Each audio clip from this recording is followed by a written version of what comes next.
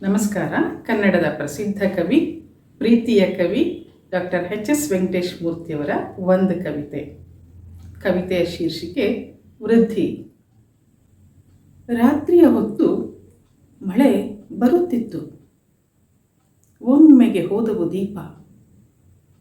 ಕೊಡೆ ಹಿಡಿದಿದ್ದ ಮರದಡಿಯಲ್ಲಿ ಯಾರೋ ಹುಡುಗಿಯು ಪಾಪ ನಿಂತಿದ್ದಾಳೆ.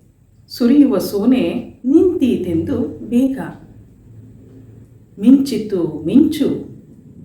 ಮರದಡಿ ಕಂಡನು ಒಬ್ಬ ಹುಡುಗ. ಆವಾಗ ಝಲ್ಲೆಂದಿತ್ತು ಎದೆ. ಯಾರೋ ಸುಮ್ಮಗೆ ಕಡ್ಡಿಯ ಗೀರಿದ ಹಾಗೆ. ಝುಮ್ ಝುಮ್ ಎನ್ನುವ ಏನೋ ಒಂದು ಎದೆಯಲ್ಲಿ ತಿರುಗಿದ ಹಾಗೆ. ರಾತ್ರಿಯ ಮಳೆ ಇದು ನಿಲ್ಲುವುದಿಲ್ಲ ಎಂದನು ಪಕ್ಕದ ಹುಡುಗ.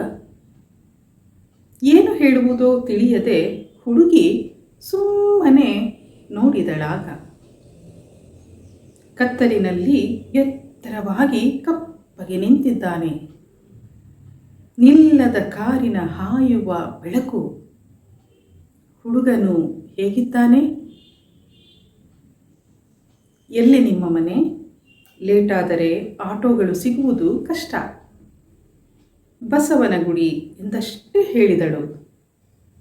ಹೆಣ್ಣೆ ಹಾಗೆ ಅಸ್ಪಷ್ಟ. ಒಬ್ಬಳೇ ಹುಡುಗಿ. ಚಾಲಕ ಹೇಗೋ. ರಿಕ್ಷಾ ಹತ್ತುವುದು ಹೇಗೆ? ಜೊತೆಗಿವನಿದ್ದರೆ ಎಷ್ಟೋ ಧೈರ್ಯ. ಕುಳಿತಳು ರಿಕ್ಷಾದೊಳಗೆ. ಸುರಿಯುವ ಮಳೆಯಲ್ಲಿ ಓಡುವ ರಿಕ್ಷಾ ಆಟೋದವನು ಹುಡುಗ.